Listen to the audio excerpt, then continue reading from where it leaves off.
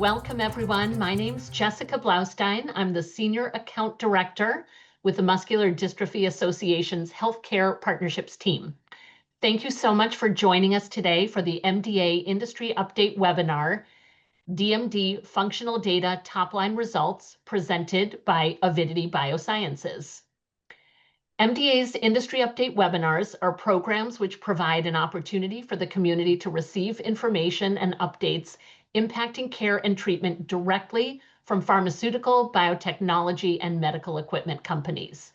These webinars are just a part of MDA's education resources. We encourage you to visit the community education pages of mda.org. You'll find an abundance of resources, informative recorded webinars, and listings for upcoming educational events.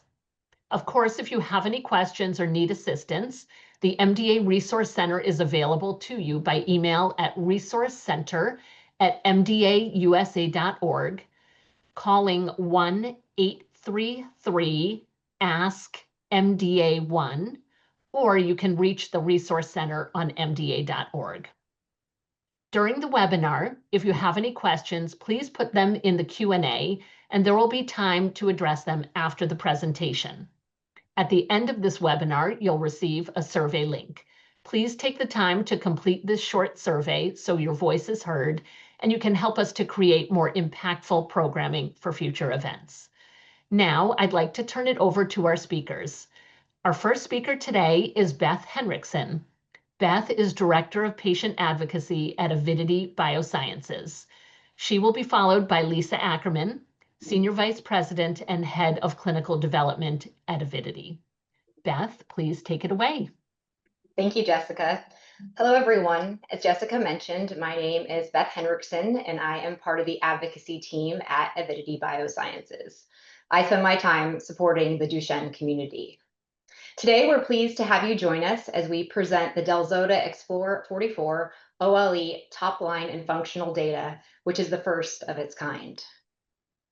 Before we get started, we'd like to thank each study participant. So the boys and young men living with Duchenne, amenable to exon 44 skipping, their families, the investigators, and their teams for their time, commitment, and continued contributions to the studies.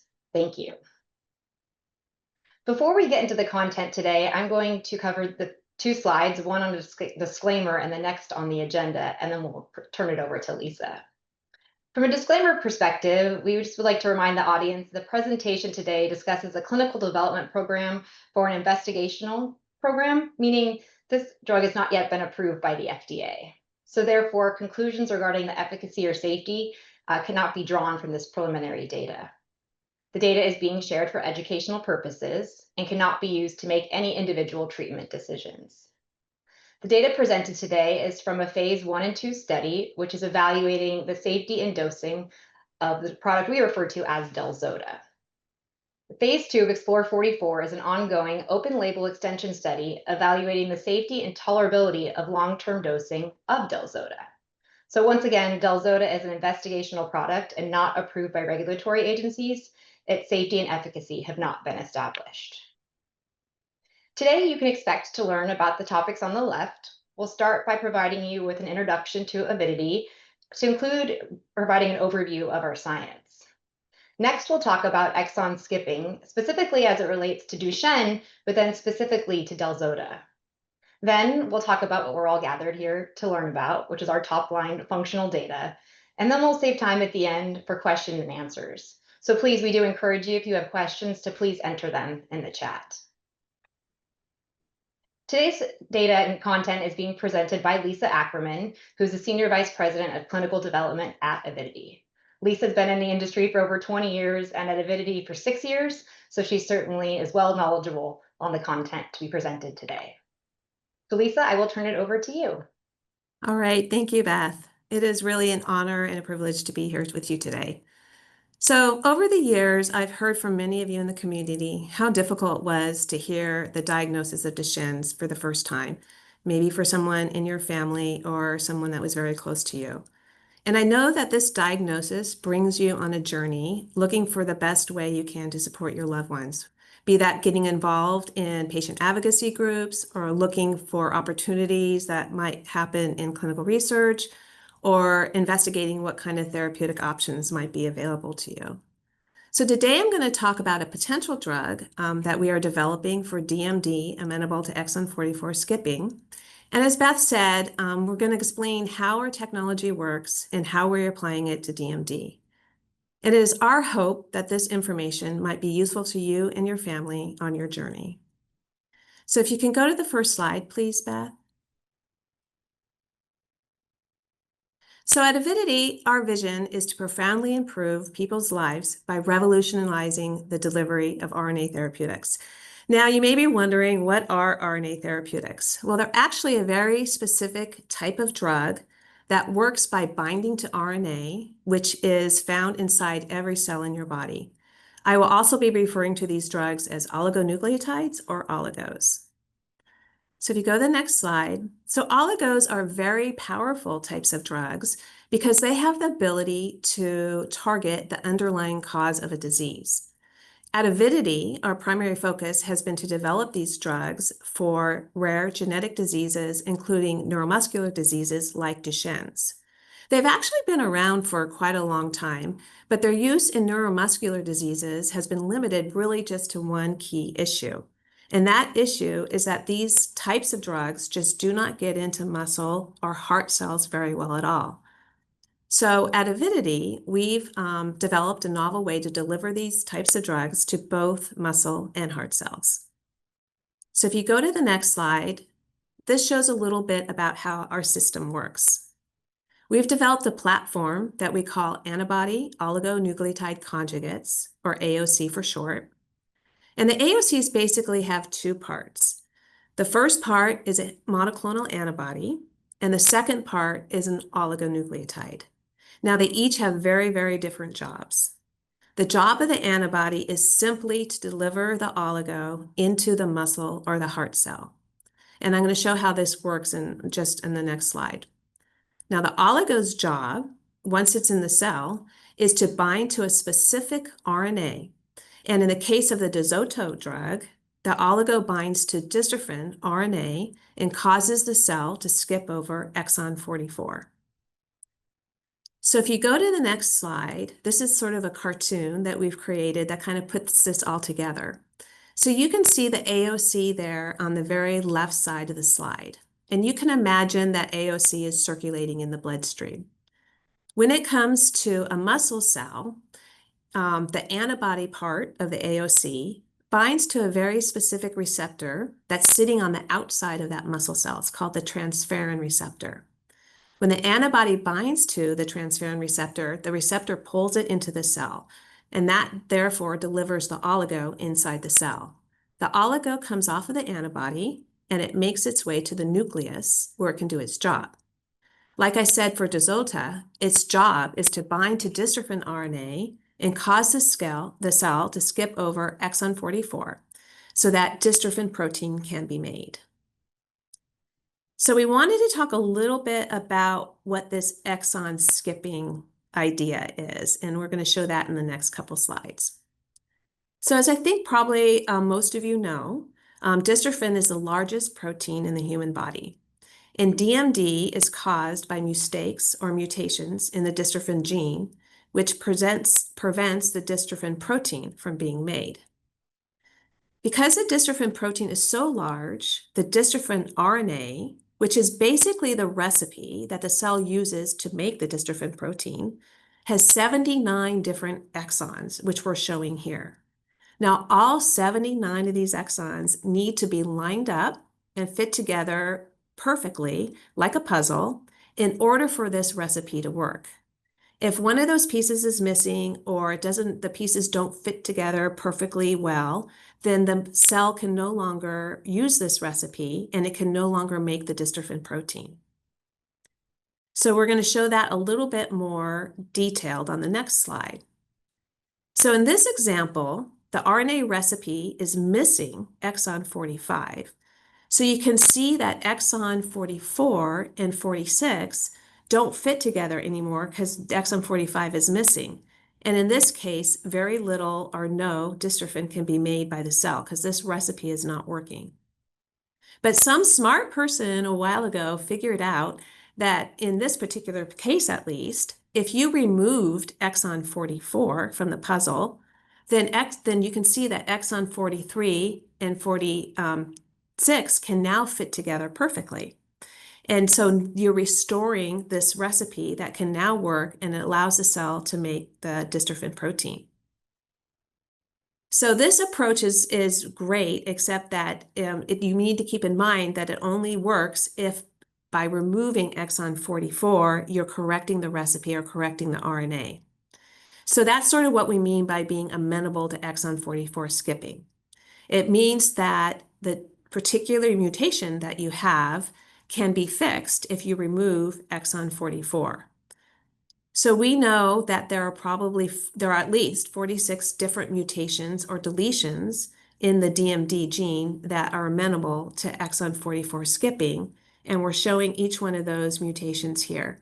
So this is why it's particularly important that you know what your mutation is so that you can know whether or not a certain exon skipping therapy may be beneficial for you. So if we go to the next slide, okay, now I think we're going to get in and talk a little bit about the clinical studies that we did with del-zota. We conducted 2 clinical studies. One was called EXPLORE44, and the other one was called EXPLORE44-OLE. The EXPLORE44 study is completed, and the EXPLORE44-OLE is ongoing. The 44 study was a first-in-human phase 1/2 study that was randomized, double-blind, placebo-controlled. And that means that some of the participants in the study received placebo and some received the active drug del-zota. We evaluated 2 different dose levels, 5 and 10 mg per kg. And the study drug was given by IV infusion every 6 or 8 weeks for 3 doses. And in this particular study, we took biopsies at the beginning of the study and at the end of the study, so after those 3 doses. And I'm going to be showing you some data from those biopsies a little bit later. Participants that completed the EXPLORE44 study could enroll into the EXPLORE44-OLE. And in the OLE, everyone received the active study drug. And everyone now that is in that study is receiving that drug at our final dose, which is 5 mg per kg. The EXPLORE44 OLE enrolled a total of 39 participants. They were aged 7 to 27. About 2/3 of them were ambulatory and about 1/3 was non-ambulatory, and 90% were on steroids. So today we're going to show you some functional data from these participants in the open label extension study, and just from those participants who have been on del-zota for over a year. So in the next slide, we're showing the safety summary from the EXPLORE44 OLE. 85% of the participants had at least one AE, and 26 of them had an AE that was thought to be related to del-zota.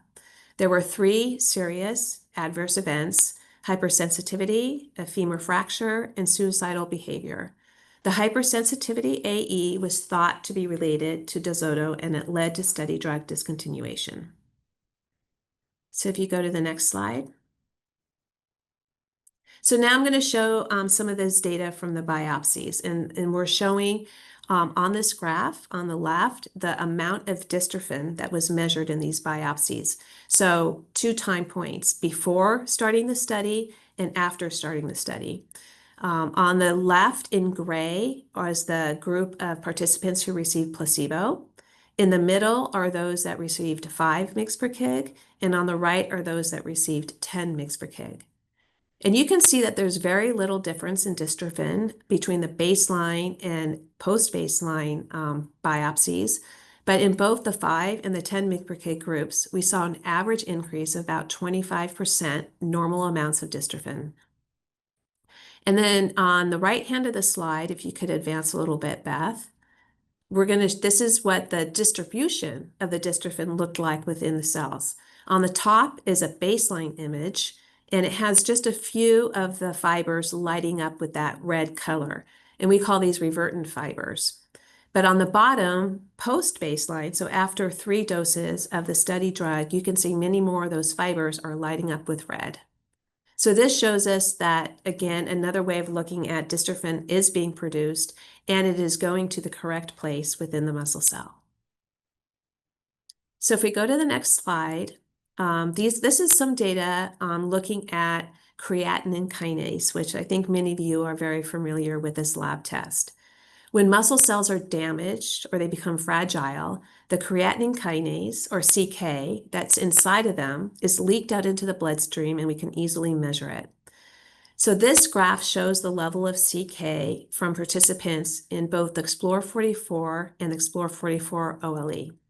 The blue circles represent those individuals that received del-zota treatment in EXPLORE44, and you can see there was a rapid decrease in CK that was maintained to near normal levels over a 1-year time period. And the gray triangles are those that received placebo, and you can see that there's very little change in their CK when they were receiving the placebo drug, but once they went into the open label extension and got del-zota, their levels dropped also. So overall, there was greater than 80% reduction in CK from baseline, and about half of the participants had levels that were in the normal range at the 1-year time point. So if you can go to the next slide.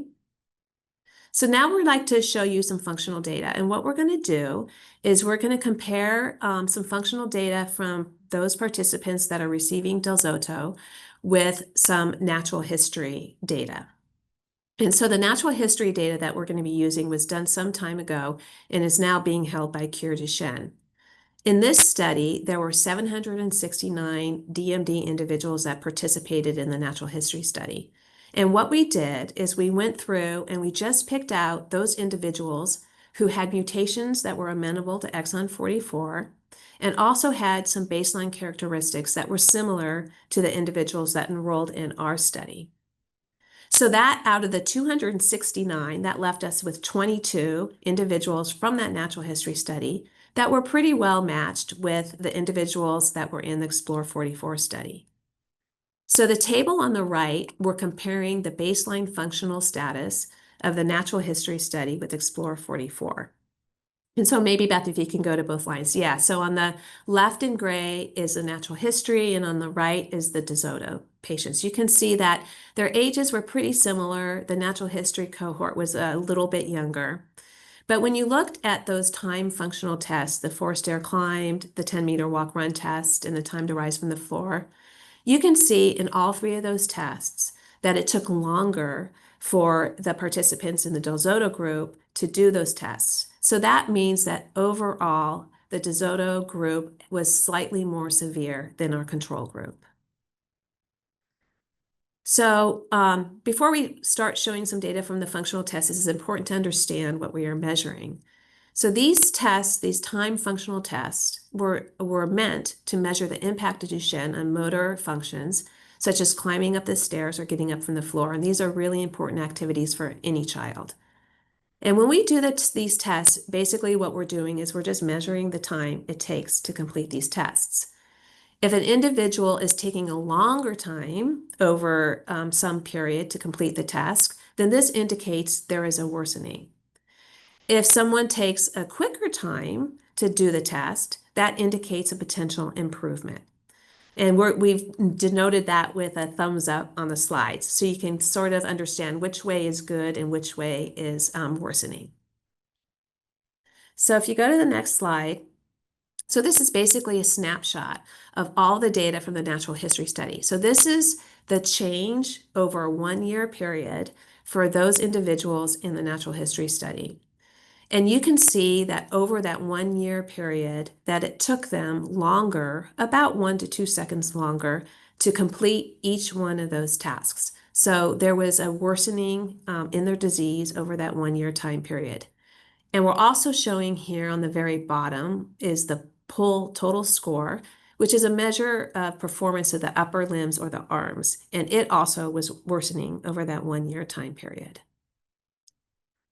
So now we're going to compare that natural history data with the data that we collected with the participants who are on del-zota for greater than a year. So again, you can see the natural history, which is in gray on the left-hand side for the 4-stair climb. You see that it took them longer over that year, while the del-zota treated patients actually had faster times over that course of the year, so that they actually improved over that 1 year. So we're denoting it with a thumbs up. The next one is the 10-meter walk-run test. Now, this is a test where participants are asked to run or to walk short distances. And again, you can see that the del-zota treated group took less time to complete that test after 1 year, while the natural history group worsened over the year. And then the next slide we have is the time to rise from the floor. Again, you can see the natural history is getting worse, while those on del-zota actually improved in this test by about 3 seconds. So again, showing an improvement. Another test that's not a time functional test is the North Star Ambulatory Assessment Test. And here we're measuring things like raising your arms, standing on 1 foot, or hopping on 1 foot. And each skill is rated 0, 1, or 2.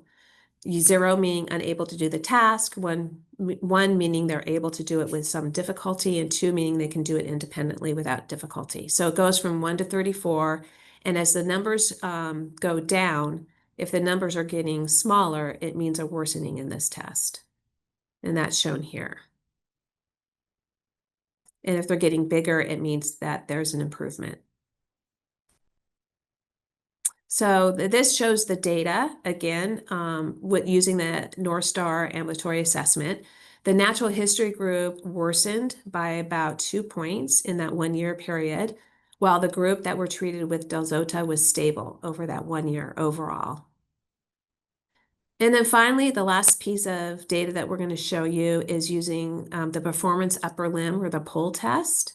Now, this is an important test because it can be done in both ambulatory and non-ambulatory participants, while those other tests that I showed you are only conducted in ambulatory participants.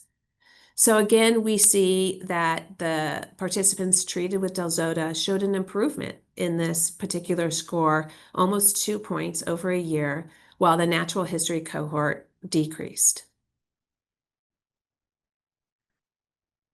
So in summary, this exploratory analysis, del-zota was showing improvements across a number of functional endpoints after 1 year of treatment. There was a significant increase in dystrophin protein and a sustained and significant decrease in serum creatinine, which is implying muscle protection. And there was also supportive long-term safety and tolerability data.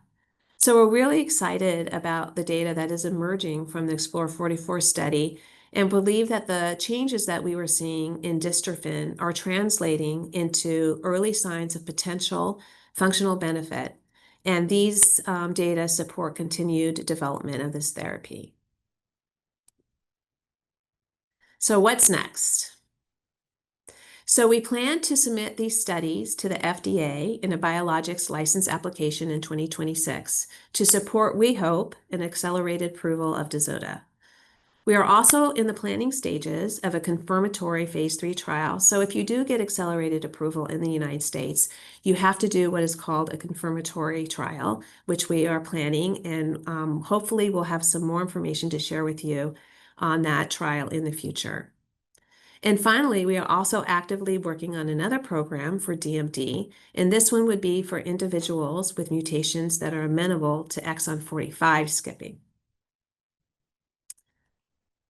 So finally, we would love to connect with you. We always love to hear from you. There is a QR code here, and if you scan it, it will take you to our website, and then you can opt in to receive more information from us.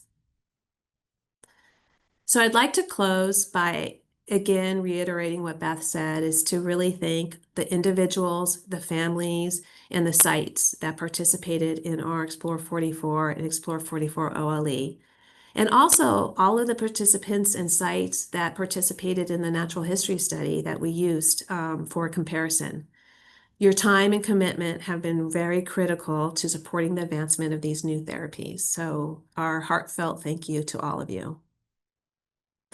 With that, I think I'll turn it back to Beth and maybe answer a few of your questions. Yes, thank you, Lisa, and thank you for presenting the data today. So we do have a number of questions that have come through, both from the live chat feature and then also questions that were submitted in advance of the webinar. So we'll do our best in our time remaining to cover as many of these questions as possible. Perhaps I'll start, as there were some questions looking for confirmation on the age of the participants in the OLE. And so for the audience, the age was age 7 to 27. And there was also a question if non-ambulatory individuals were included, and the answer is yes.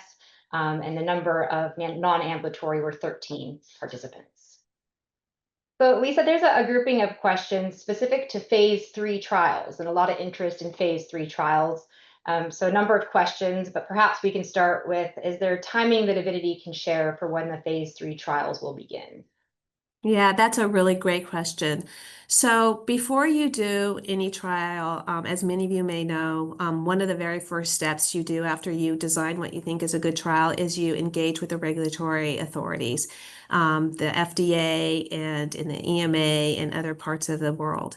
So right now, that's where we really are, is that we are talking to regulatory authorities about what the design for the phase 3 is going to look like. So it's too early for us to give any timelines, unfortunately, but we are actively working on it. I want you to know that it's a high priority for us, and we are going as quick as we can.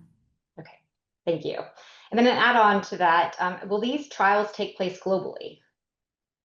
Yes, so we are planning for this to be a global trial. We know that there's been a lot of interest expressed in many other places about del-zota. So this will definitely be a global trial. Okay, thank you. And then one more question. Is there information Avidity has available on the ages that would be potentially included and what anyone can do at this point if they're interested in learning more and participating?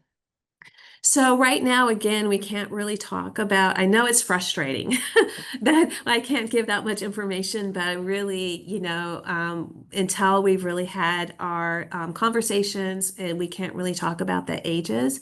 But I think, the best thing for you to do is one is to connect, with Avidity so that you can get updates so that when we do know, have more information, we'll be able to give it to you. Talk to your doctor, talk to the patient advocacy communities that you're involved with to get yourself educated on any other things that you can do prior to being part of a clinical trial. Thank you. And we know there's a number of families who've received gene therapy. So one of the questions, or a couple questions have come forward. Will there be a place in the trials potentially for boys who have received gene therapy previously? Yeah, and that is a really, really good question. We obviously were very aware that many, many young boys and men have received gene therapy, and this is top of mind. We acknowledge that many of the trials have not allowed gene therapy to go onto the trial. So I just want to say that we understand that, and we're looking into the best way for us to evaluate del-zota in combination with the gene therapy, and it's top of mind for us. Okay, thank you. I know we're almost to time, but I think I'm going to try and get in two more questions and be bold in that regard. A question around age. So we've talked about 7 to 27 age of the participants in the trial. How about younger than 7, and plans to make the product available under 7? Yeah, that's another thing that we're also actively looking on, and it's another thing that we actually are talking to the regulators about, the different ages. So again, we don't have anything specific that we can share today, but we will as soon as we can. Okay, thank you. And then the last grouping of questions that we have are really people providing their mutations and wanting to know if del-zota is something that they could be amenable to. A specific question about gene deletion of 44, and if a 44 deletion makes someone amenable to 44 skipping.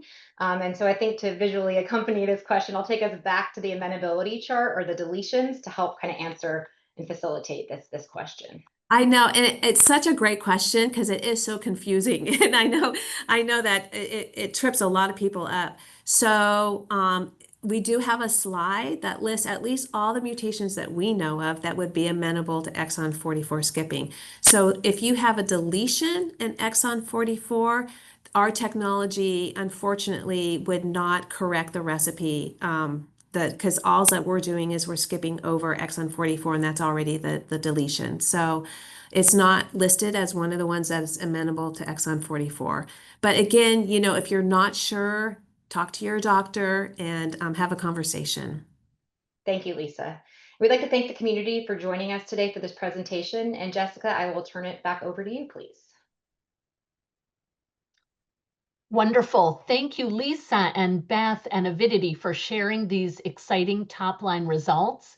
And a special thank you to all the members of the community and audience who have tuned in today to listen to this presentation. So have a great rest of your day. We hope you'll join us for future industry update webinars. Thanks all.